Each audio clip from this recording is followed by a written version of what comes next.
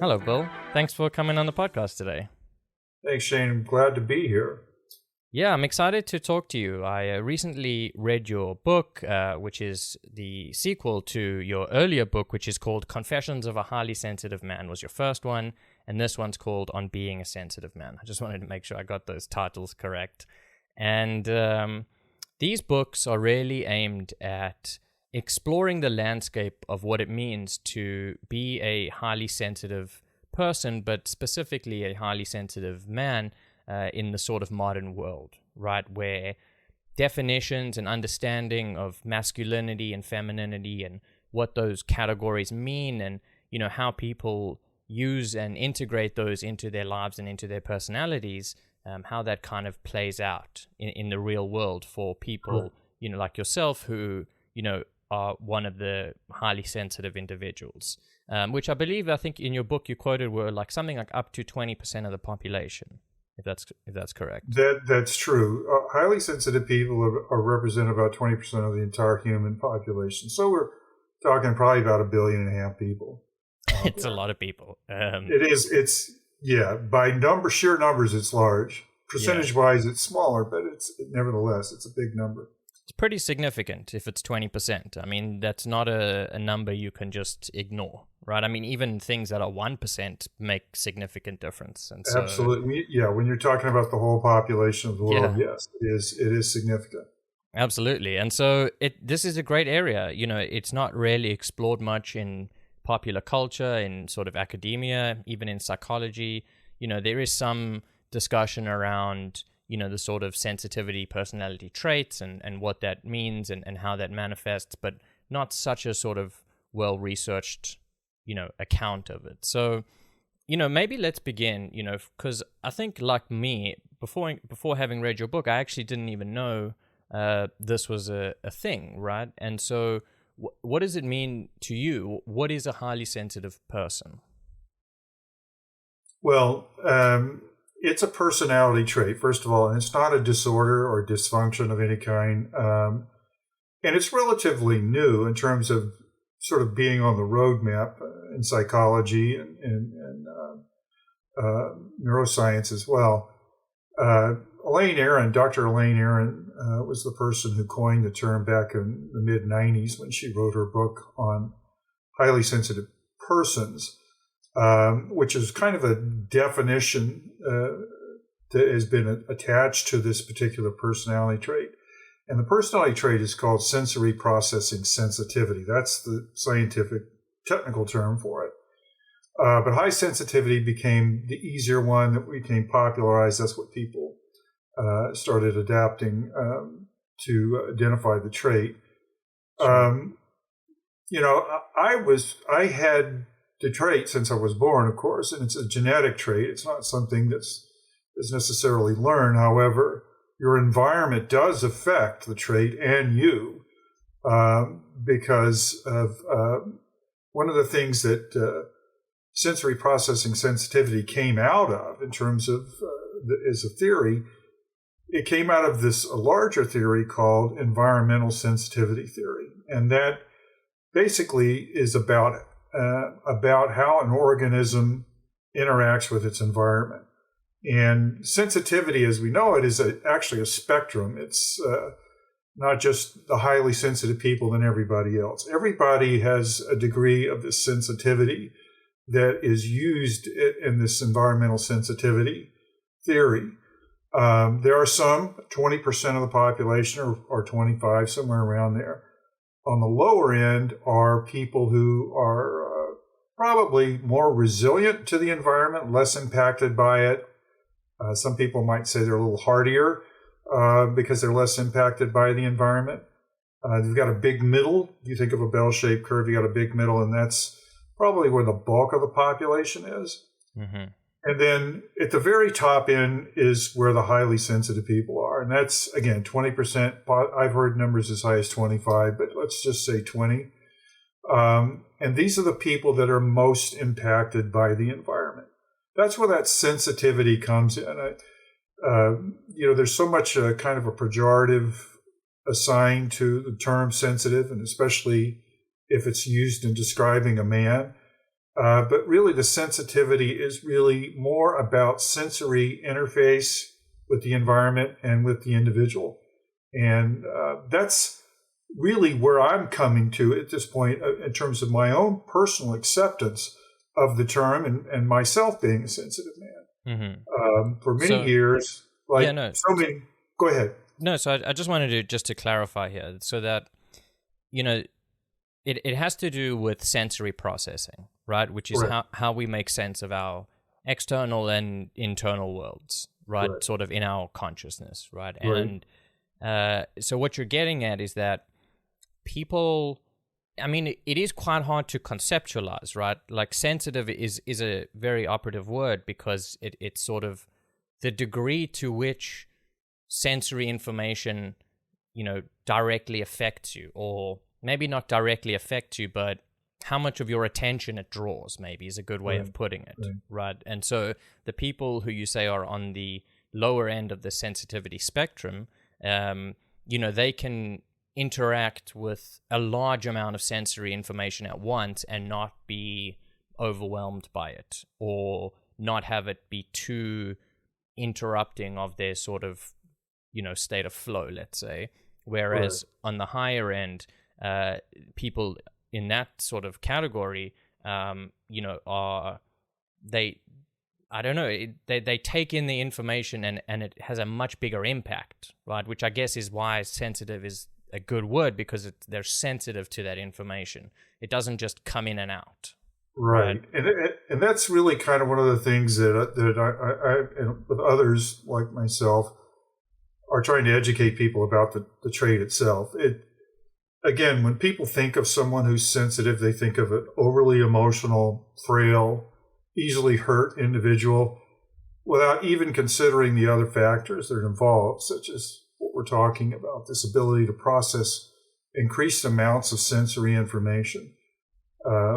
And sometimes that does get overwhelming. It would be overwhelming for anyone if, as I like to put it, the aperture for accepting sensory information, inputs it could be emotional inputs from the environment as well as physical. If your aperture is more open, you're going to receive more data, right? And if you're going to receive more data, sometimes that data can become overwhelming. And that's what happens a lot of times to highly sensitive people, is their reactions to that are that overwhelm, that overstimulation that happens when you get a lot of stuff hitting you at the same time. Right. So there's explanations for that. It's not just bad behavior or someone who has impulse issues or whatever. It is simply a matter of being able to deal with the stimulation that you're getting from the environment. Now, there are four main things, and I'm going to get these in real quick so we can use that as our foundation. Four things that are evidence-based, verifiable traits of highly sensitive people. And you can use the acronym DOES, D-O-E-S, and D stands for depth of processing. Highly sensitive people, not only do they take in a lot of sensory information, but they process it at a very deep level. A lot of times things may come into someone who is not an HSP, a highly sensitive person, and they take it to a shallow level and process. This doesn't have to do with intelligence as much as it does with the amount of processing cycles you put through the inputs that you're getting. That can take a lot of resource out of a person as well. And you'll have to forgive me for using the computer metaphors, because my career is an information technology manager, so it's usually one of the easiest ones. Yeah. No, it's widely applicable today. Yeah, and today it makes a lot more sense. I think most people can appreciate. But that depth of processing is something that helps us to pick out information from the environment and to be able to gain insights in terms of creativity, in terms of problem solving. But it's a time-consuming process, and a lot of times that's one of the things that HSPs get caught up in, is this deep processing. The O stands for the overstimulation and the overwhelm. This happens quite a bit with highly sensitive people. And I think more than anything else, it has more to do with the fact that highly sensitive people are not really trained on how to deal with the amount of information they're getting in. They're not inherently taught about calming techniques for the mind, being able to throttle things down and know when to pull themselves out and to recharge and regenerate and get away from the processing. But overstimulation is something that highly sensitive people are very much prone to. Mm-hmm. The E stands for emotional reactivity. This is something I think that probably is one of the more outer signs that you see. This is the thing that people kind of associate with sensitivity, is that emotional reactivity. But it also means depth of emotion too. We feel things at a much deeper level than most people do. And that does impact us as well. It means we process hurt more, we process love greater. These are all things that highly sensitive people are wired to do in processing all these emotions. That also leads to the other side of that E, which is empathy. We have a great deal of empathy for our fellow man. We are very often found in helping professions as counselors or doctors or nurses or teachers, places where we can share that empathy with the world. We all have mirror neurons. These are things that help us to mirror other people's reactions. It's sort of inherent with humans because we're social animals. But for some reason, with highly sensitive people, those mirror neurons are much more active. Mm-hmm. And so that empathy gets kind of ramped up a bit. And then finally, the last letter is for sensing the subtle, or sensory acuity is what I call it. It's about picking up nuanced pieces of sensory information. The metaphor I often use is walking into a party. The highly sensitive person will be the one who hears the music's too loud, or may smell the perfume across the room that's too much, or the hors d'oeuvres are too salty. But anyway, it's a sort of a picking up a sense of what's going on in the environment, probably at a much deeper level than most people do. So that makes us ideally suited for things like picking up issues at an intuitive level. That's actually just deep, unconscious material, or things that we sensed and we picked up and are able to put together and make sense of. Mm-hmm. So that's the four main characteristics of highly sensitive people. Yeah. And if you put those in kind of a broader context, you can see that it's just not about moodiness or about being too sensitive to criticism, et cetera, et cetera. It's a whole brain circuitry wiring situation, and also how we interact with the environment. All those four characteristics are impacted by that. Yeah, I think those are, that's a great foundation for us. And, the point that I kind of want to pick up on first maybe is this, it's the first D. I mean, it's the D, right? It's the depth of processing, right? Now, it's quite hard to really make sense of, or maybe it's not make sense of it because we have an intuitive understanding of when we say, like that's very deep, or it's very moving, or it affects us in a deep way. And we kind of know what that means practically, but to sort of conceptualize what that depth is quite hard, right? Because it isn't exactly, at least as far as I'm aware, it's not exactly clear what that means to, process something deeply. Like, I understand it and I do it. I'm not saying it's not a thing, but to really make sense of what's the difference between a deep processing and a sort of, I guess, surface level processing. Do you have any ideas on that? Yeah, that's a great question, Shane. I mean, there isn't a lot of, I think, definitive information about particularly what that means in a kind of a way you can use it as an example. But what I guess what I would say is that very often we process in a kind of a, sometimes people would call it overthinking, but I honestly think it's just, it gets rehashed and rehashed and gets rehashed at a deep, deep level. In other words, it's like a processing cycle where you're taking a bit of data, and I would say that the majority of the population would take that data, process it through, and out it would go, whereas highly sensitive people take it deeper and deeper and deeper. trying to squeeze out every bit of meaning out of everything that was said. So, for example, if someone said to me something that was hurtful, I would take that on a deep dive. Why is that person thinking that way about me? Instead of letting it roll off and think about it at a very shallow level. And again, this doesn't mean that people aren't highly sensitive, can't think deeply or think in an intelligent way, because I don't think this is about intelligence. I think it's about how much the information is churned inside of us. So it keeps going through and through cycles and cycles until we can kind of, squeeze every bit of data out of that and figure out what it is. Now, sometimes that's a good thing because it may be helpful and useful in processing that sensory information that we're getting and getting the little nuggets out of it.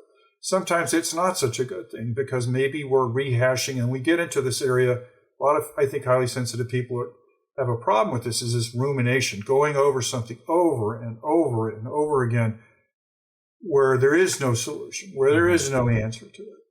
So in both examples, I think it's just the kind of churn that highly sensitive people do with the inputs that they have.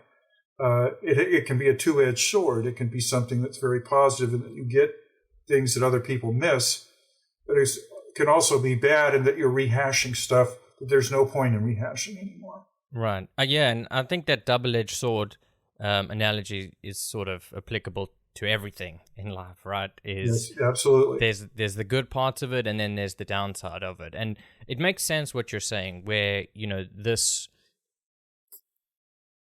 deep processing is really, like paying attention to small pieces of information, trying to dissect and reconstruct the meaning of what this is, right? And as you say, sometimes that's an invaluable asset to have, right? Because it means you can really attend and get at the core, the essence of something. But sometimes it comes at a cost because you're essentially putting yourself through cycles of rumination of potential, usually pain or suffering of some kind or other, right?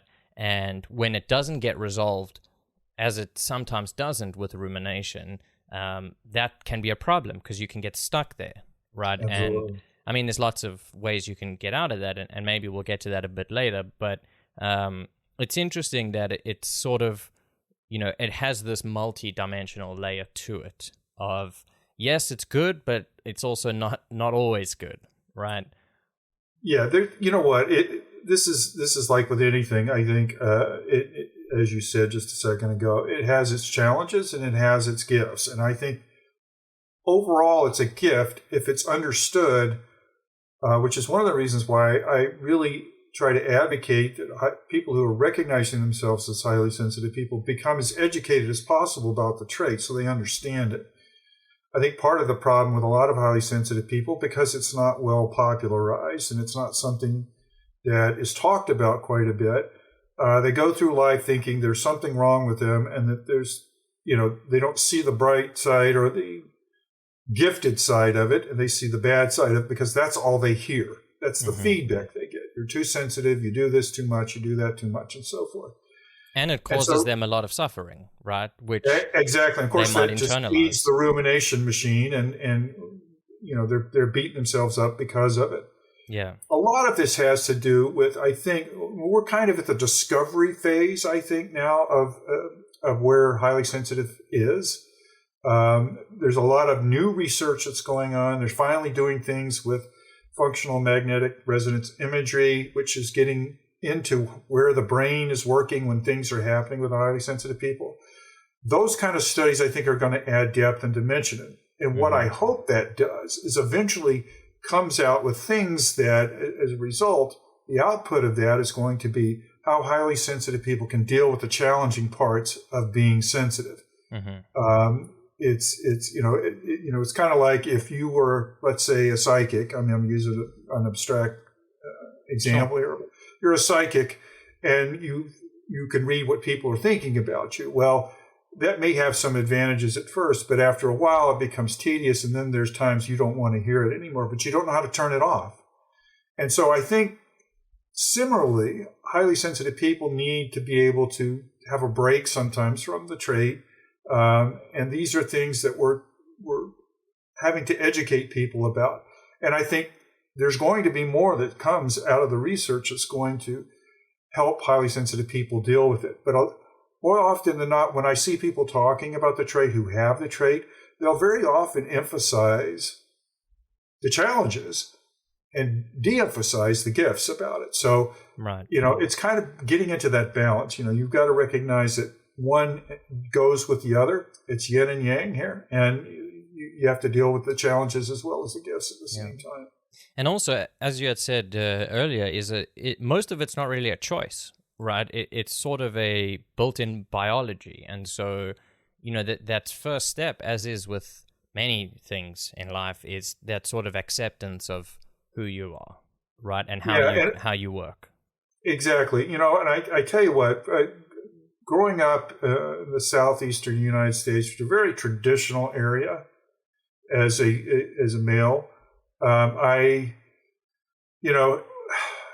having this trait, I was already bucking the trend, not intentionally, but that's the way I was. So I spent the greater portion of my life, because I didn't find out about the trait until I was in my mid-40s, almost 50. Mm-hmm. I was still trying to live this sort of traditional ideal, which kind of goes against, in a lot of ways, the highly sensitive trait. And I wasn't being true to myself. I wasn't being authentic. I was living a lie, basically. So the idea is that if you can embrace the trait and understand it, what will happen is you'll be able to live with it much more effectively, and you'll start learning things. I learned, on my own about meditation. I learned about neurofeedback brain training. I actually had a business doing that, mm-hmm. Hypnosis, and all kinds of techniques that I used to calm my brain down, because naturally I needed to do that. And it wasn't a matter of, it would be nice to do this for combating stress. It was like I had to do it, especially in the business I was in. So you learn these things on your own, but you can never, even though I tried not to be a sensitive man, I couldn't not be who I was. I mean, it's like I said, it's in the biology of my brain, the way it's wired. So it's difficult to walk away from that. Yeah, and when you're going against who you are, I mean, you feel it and you suffer it, and absolutely. You might be able to, I don't know if this is too strong of a word, but you might be able to delude yourself for a while, but it doesn't last, right? Because at the end of the day, when you close your eyes, it's just you, right? And you know what feels right and what doesn't for you. And it's interesting what you say, because it's true. It's like only once you know where you are and what things mean can you start to do something about it, right? You need to have that foundation. And it's great that, people like you and others who are sort of speaking about this topic so that other people might be able to say, oh, maybe that's me, right? Maybe this is why I've felt so different or alienated or wrong or whatever those feelings that might come or thoughts that might come up about yourself are. And, for someone like you to come along and say, no, this is actually a normal thing. Like it's a biological trait, just like, I don't know, the level of your aggression or, how, I don't know, your facial structures. You can sort of analogize it in any way you want. But the point of it is it's like, well, no, but this is how you are. I mean, and it will manifest idiosyncratically for each individual, of course. And so it's not exactly the same for everyone. But, these are good patterns to look at and take that and say, okay, well, what do I do with this, right? How do I maximize or capitalize on the strengths of it where I can and want to? And how do I decrease the limitations or deal with the negative aspects of it, right? And, there's many ways to do that, proper affect regulation, mental regulation, things that most people don't really know how to do anyway, but are particularly bad for, a highly sensitive person who is overly overwhelmed by it, right? It's not as like something you can just deal with or, step aside, right? Exactly. Exactly. And so, yeah, and what's interesting is that a lot of this journey for you is the movement towards, not movement, maybe that's the wrong word, but your focus is around men, right? Because there's an interesting phenomenon that's happening in our society at the moment, Western society. I don't really know about others, but where gender roles and sexuality and all these kinds of different sort of gender identity things are coming up, and it's an interesting and important area to explore. And one of those areas is the idea of masculinity, right? Yes. And what does it mean to be a man that you can be, proud of and have respect for, both from yourself, mostly from yourself, but also potentially from other people, such that you're fulfilling that role to the fullest potential that you can. And what does that look like? And it's not all that clear anymore, right? Because the world's very different now. Yeah. Absolutely. That's a really important thing. I when I started writing the books, and before that writing the blogs, I had really wasn't thinking in those terms that the term masculinity is what's kind of defined my life and a lot of men's lives. And that I didn't fit into that model very easily. As I started to write more about it, I started to realize that, very few men really do fit into that model. In fact, one of the things that we're finding, research is blossoming everywhere about this, about the difficulties that men have in trying to live up to this standard of masculinity that the West has cultivated. And frankly, it's all over the world. It really isn't just a Western thing.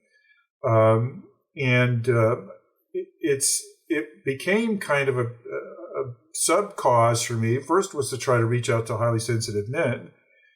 But secondly is to reach men generally and realizing that I think it's time that we really did review what we have created in terms of masculinity, because frankly, masculinity is more of a cultural construct than anything else. It's something that you're taught, you're socialized in when you're very young. Every boy and every man has this man code that we have to live up to. And part of it is in creating this idealized version of what men are supposed to be as stoic warriors, unemotional, totally logical, never needing help, never being vulnerable. And it doesn't work. In fact, it's literally killing men. Mm-hmm. The rates of suicide in men is continuing to climb. I'm not saying it's off the charts yet, but it's still quite alarming that so many men give up because they don't think they can ask for help. They don't think that they can be vulnerable. And part of that is suppressing those parts of what I consider to be human attributes, mm-hmm. Being able to express emotion, being able to feel emotion. I just read an article yesterday, and I posted it yesterday, about men having more difficulty after a breakup of a relationship than women do. And one of the reasons why is because men don't have outlets for expressing these very complex relationship and emotional issues that come up as a result of a breakup in a relationship. And very often it leads to despair, depression, and in some cases aggressive behavior, which is a much more acceptable masculine activity than it is to be vulnerable and to share your emotions and look for help. So yeah, I think this is the time, especially now in the history of mankind. I think the generations that are younger than I am are much more in tune with this and much more open to this idea of looking at masculinity based on just the things you talked about, whether people are redefining what gender means, what sexuality means to them, and also, more importantly, roles. Men and women aren't doing the same thing they did 40 years ago. Mm-hmm. And I think that's an evolution, a positive evolution, but we don't have an updated version of masculinity to match up with that. In the 60s and 70s, there was the women's movement that helped build a platform for women to have more equal positions in society, which they most richly deserve.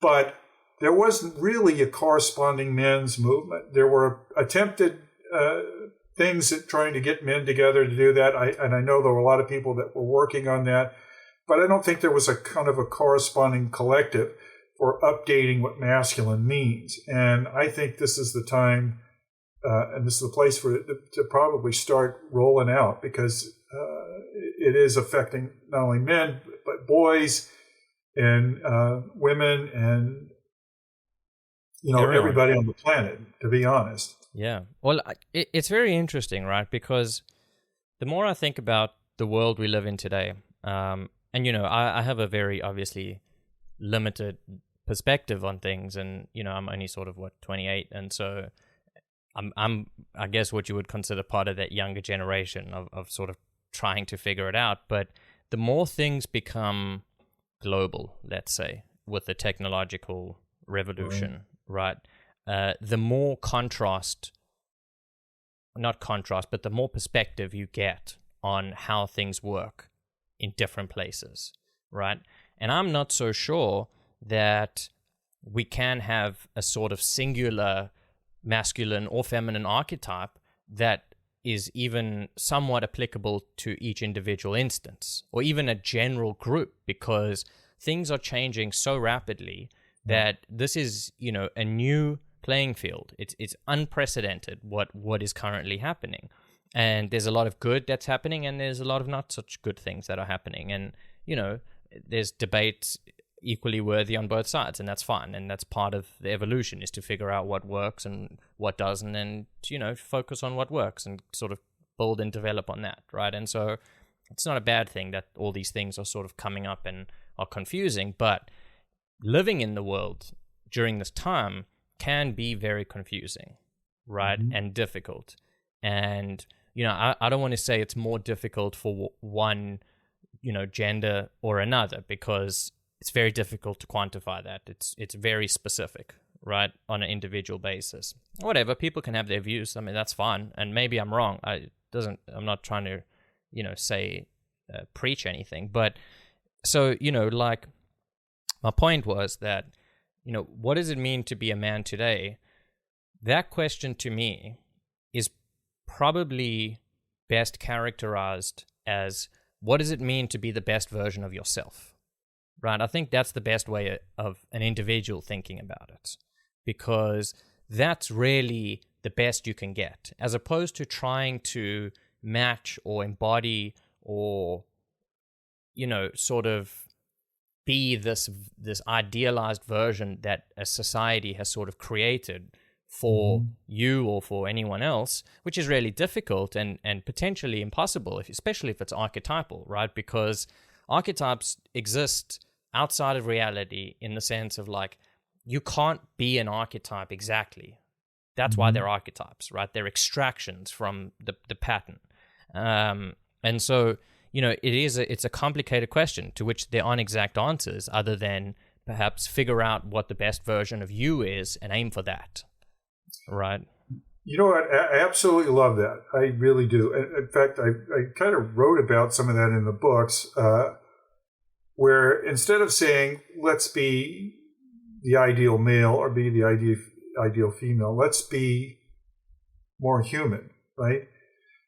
The human characters, be a good human being first, then you worry about whether or not you're matching up to what your gender is supposed to be or not. Mm-hmm. Because I think that's becoming more and more fluid. And I think people,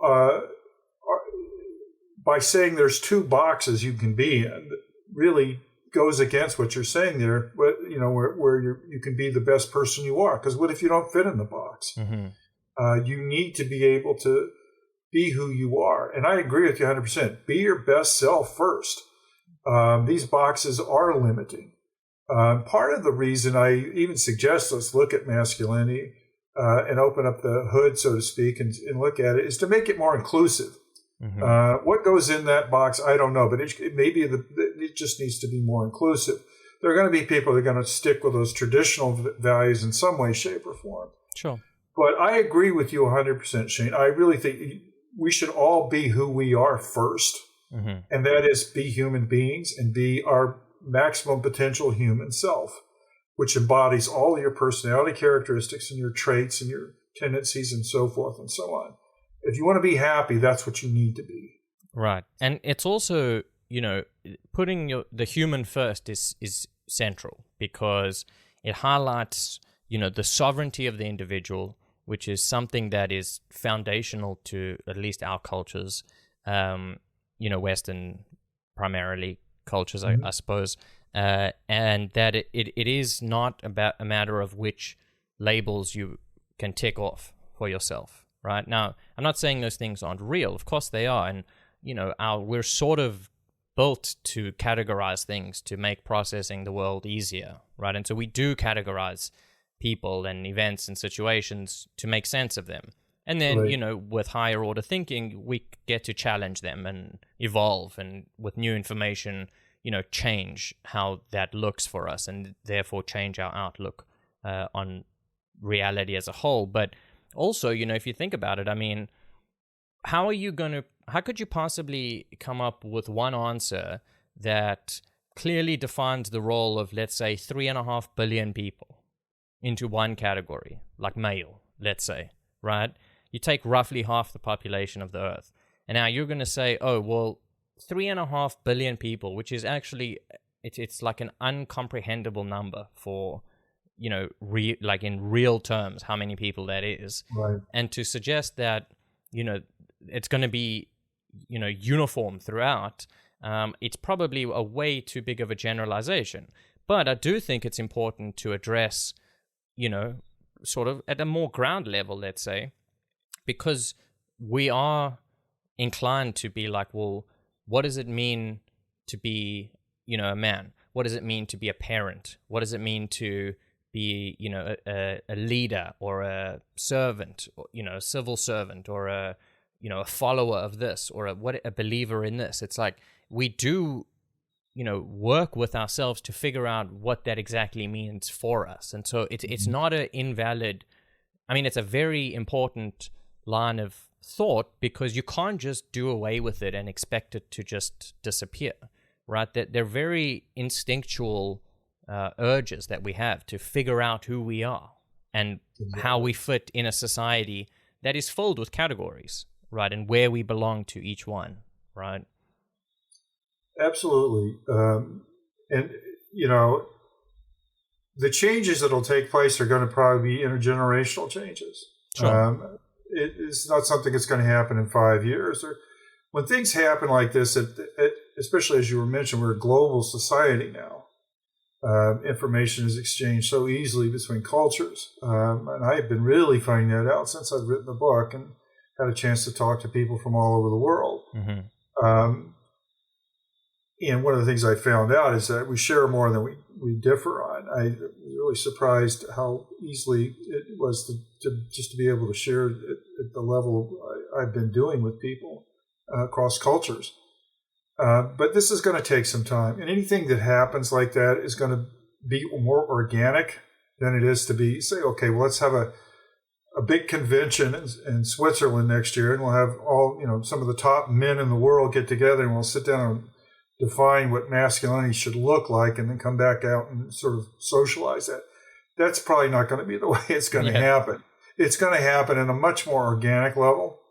It's already happening as we talk.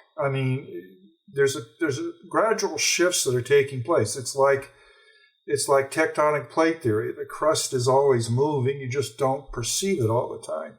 And I think it's already happening, as I said, as we speak. I think it's happening at the speed with which I guess it needs to happen. This is going to be a change that's has to be assimilated as well. So it's going to be something that's going to take some time. But I think the good thing is that we can talk about it. Mm-hmm. We can bring it up. We can discuss it. We can pro and con it, and everything that we want to normally do as analytical creatures. But the idea is that the shift is already taking place. It's got to, because our society demands it. And the institutions that we have, the things that we require of people now, the roles they have to play in order to be, in order to live and exist. So it's happening. But how it happens, I probably won't live to see the fruit of this discussion, where it will go someday. But I certainly hope that my grandson and granddaughters can see that. Yeah. And that it's going to be positive for them. Yeah, I hope so too. And I think you're right. The grassroots level is where it really integrates into a culture. A top-down approach of like dictating what things are very rarely works for these kinds of things, right? It works for law and order and things like that. But even there's, regulatory bodies, and there's checks and balances that happen at every level to make sure it's all good, right? And that it matches the current situation, and it changes when and where needed. But the grassroots or the organic approach certainly is a much greater influence on things.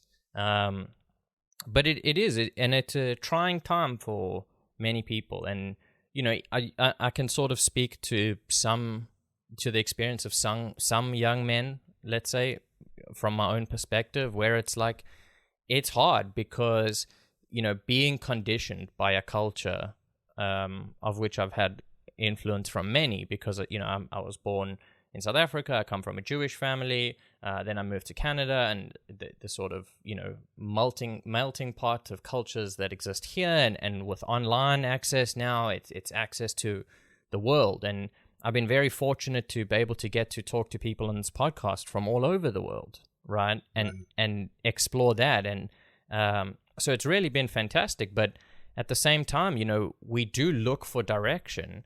I think that's people in general, not specifically men. We want direction, and the uncertainty that sort of pervades this realm at the moment is very unsettling, because you don't know where to go, and you don't know how to know where to go. Right. And so I think that's a big challenge. Right. Yeah, it is. Again, there are a lot of people, I think, that are caught up in sort of what the traditional roles are and have been. And there's always going to be a fight to keep things the way they've always been. And so it can be very difficult to navigate. And even at my age, I see things that are out there, and I feel like I'm swimming against the stream. I'm like a salmon going upstream. I'm fighting the current sometimes. But the thing that gives me the hope, I think, is that there is a sense, and this is why, kind of to sort of tie this all together in a bow, highly sensitive people, by and large, I think, are usually the first ones to see things like this coming, right? Mm-hmm. Because they're sensing things at a much deeper level. And they're also paying attention to things like this because they have greater impact on highly sensitive people. One of the things that I was hoping to be able to do is to help more highly sensitive men particularly stand up and become aware of the trait and embrace it.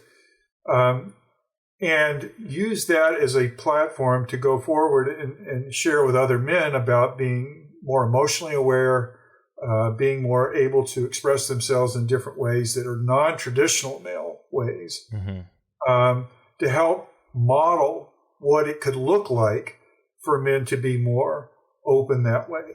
And I think that this would be a good time for highly sensitive men to do that. Now, one of the things that Dr. Aaron speaks of, which I kind of latched onto, was this idea that highly sensitive people have an evolutionary purpose, right, for the population at large. In many ways, we're kind of the canary in the coal mine. Sometimes she refers to it as sort of a priestly advisor role that nature has baked in to help preserve the larger population. People that are aware of things, people that are able to process this information and come to some new conclusions and some new ideas, sort of that creative aspect of high sensitivity. and to be able to propagate that amongst the other population. So I think, like I said, the idea of trying to get highly sensitive people to become aware of the trait, to embrace it, and then to embrace this evolutionary quality that the trait has. If nature had baked this in and it was not useful, if you looked at it on the surface, you might think, well, what good could sensitive people be if they're really, having all these difficulties processing things? We would have been selected out millennia ago, hundreds of thousands of years ago, but we weren't, and we continue to survive, and we continue to be here. And I really believe that's because in the kind of cosmic intelligence of which nature is a part of, there is some reason that highly sensitive people are baked in.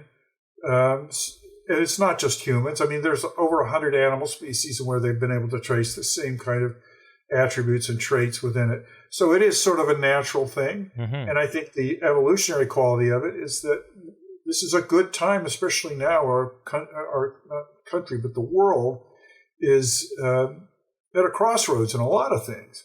Anywhere from climate change to wealth inequality to, our pandemic is an example of what is going on that could be a call to arms, that we need to pay attention to what's going on to our planet. Mm-hmm. And I think this is where highly sensitive people can really have a big role. Yeah, and I think that's a great point, is that, variation is essential to evolution, right? Mm-hmm. What's it called? When it's the same across the board, then everyone's susceptible to one thing that can wipe out everything, right? Exactly. And you only have one perspective or one approach. You don't get to incorporate different elements from different perspectives and different understandings and different ways of seeing the world. And so I completely agree that from an evolutionary perspective, it's probably reasonable to conclude that, the highly sensitive trait exists for a reason, right?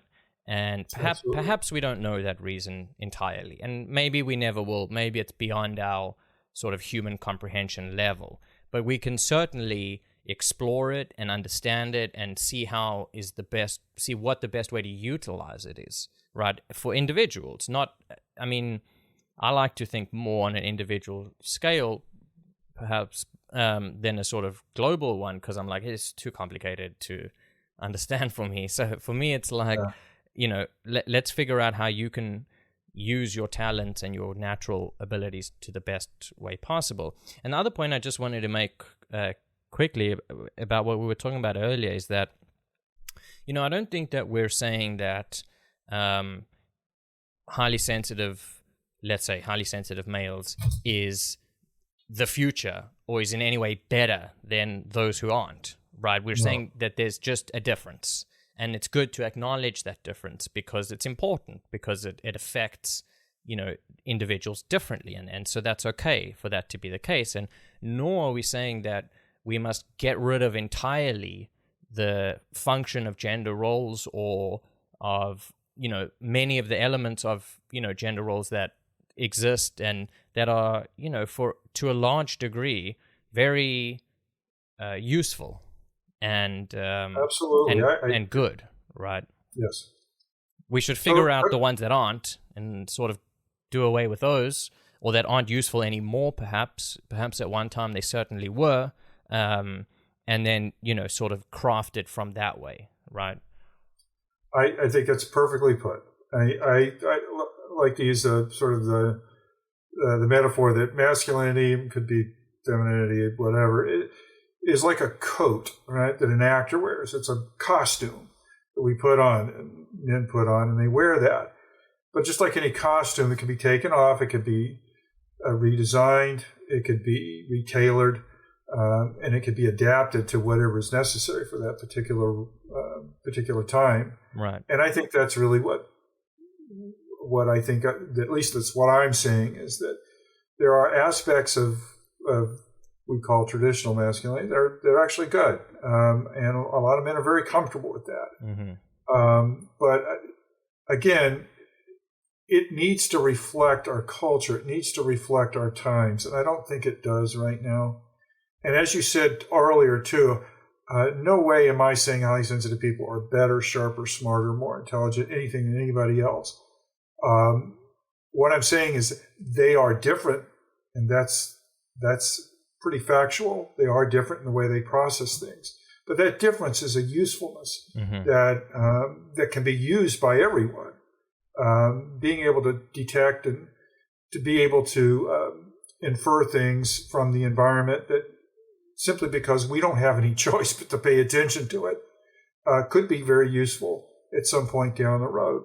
So it doesn't have to be figuring out whether it's there's a saber-toothed tiger behind a tree or something. It could be more about the direction we're taking as a culture may be lethal or toxic, and having that inference and that understanding that that's a bad thing, and to be able to advise, especially people in leadership roles, about that would be what I consider the ideal function for a highly sensitive person.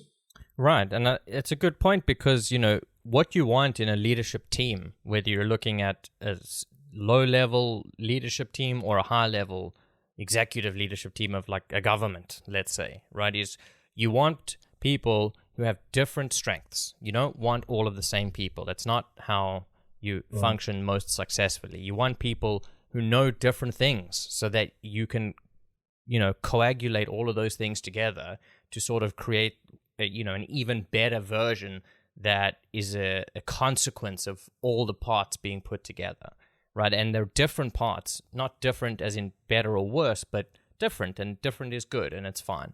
And by doing that and knowing, you know, each of us knowing, let's say, what our role is and where we play into our strengths and where we let others play into their strengths, where that might be our weakness and vice versa and so forth, that's a good thing, right? That's proper teamwork in the sense of like maximizing the most possible available resources, right?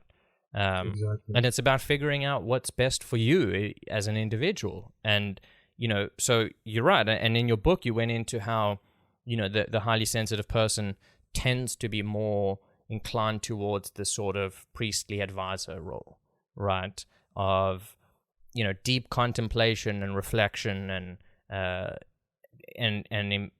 creativity, sort of combining those elements together to advise or to, you know, kind of work in that capacity, as opposed to being the sort of the explorer, which is a different kind of personality, right? Absolutely.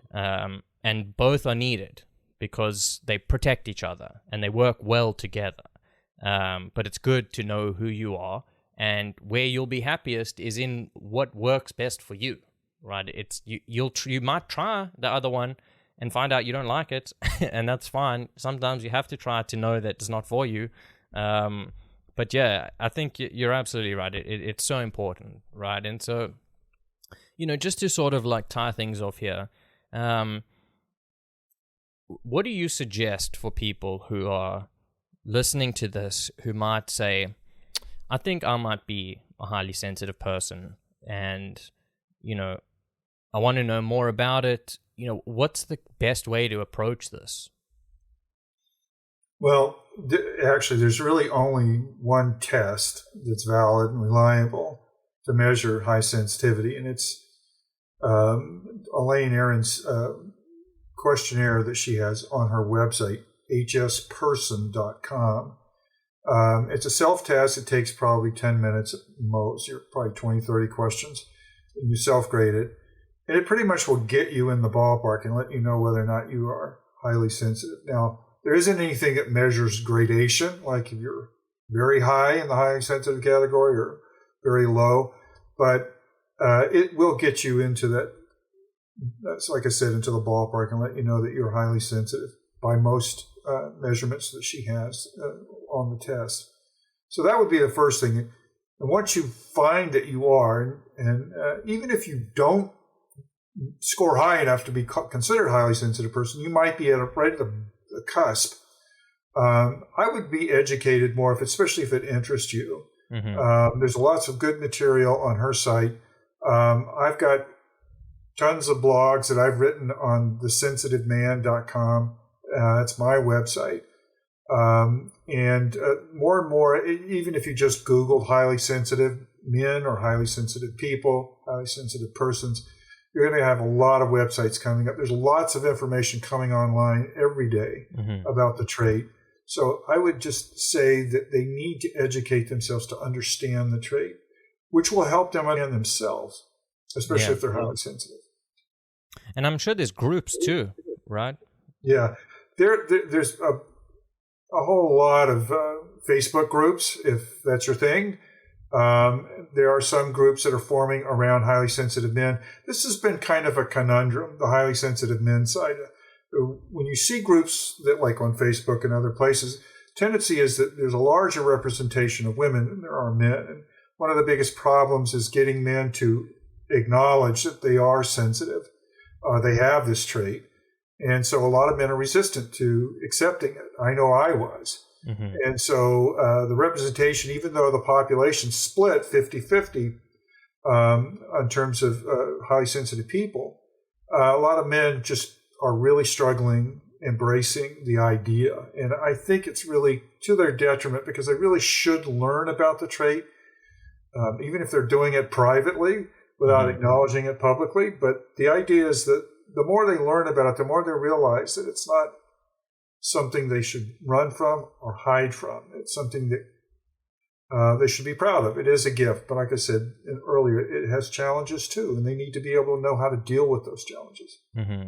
No, you're right, and I think it also brings us back to this idea of it being a spectrum trait, right? Where, I took that test at hspersons.com, and I'll put the links in the description for anyone who's interested. And I was kind of on the cusp, on the lower end of the. I don't think I made the exact. I think the measure was like 14, and I was like 12 or something like that. Right. But that doesn't. It didn't really matter, because for me it was learning about that. It was learning that, okay, I have some of these traits. Let's say maybe I don't match the criteria to have the label, but so what, right? Because these are a part of my personality, and it's interesting and worthwhile for me to investigate those aspects. And, I think that that's the spectrum of it. Is it's like, okay, I'm on the much lower end of the highly sensitive. I'm on the low end of the high end of the, spectrum of sensitivity, let's say.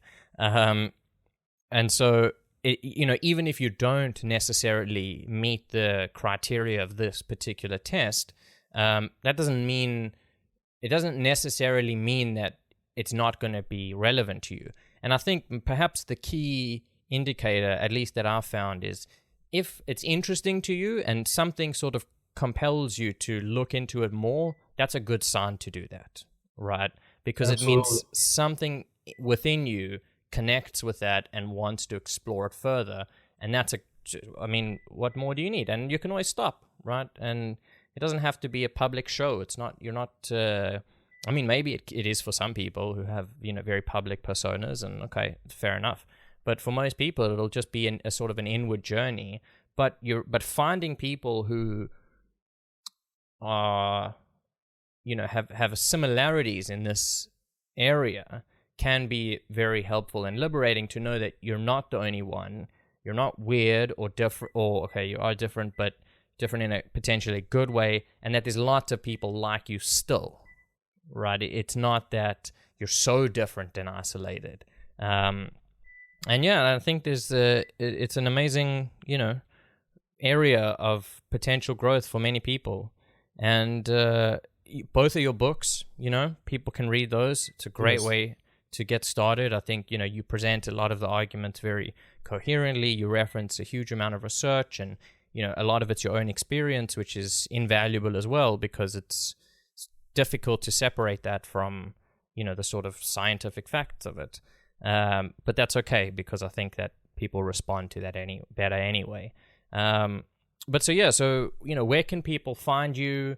Do you have a website? I'll put links to it in the description, but, please, plug all that you would like. Absolutely. My website is called thesensitiveman.com. And I'm on Facebook as The Sensitive Man. I'm on Twitter as the sensitive MA1. I couldn't get the sensitive man. But I'm also on LinkedIn and also on Instagram. So go to the website. That's where you can connect to me. I'd love to hear from people. If you have questions, I'd love to connect with you and see if I can answer some of the questions you may have. But yeah, that's usually the best way to get me is through the website.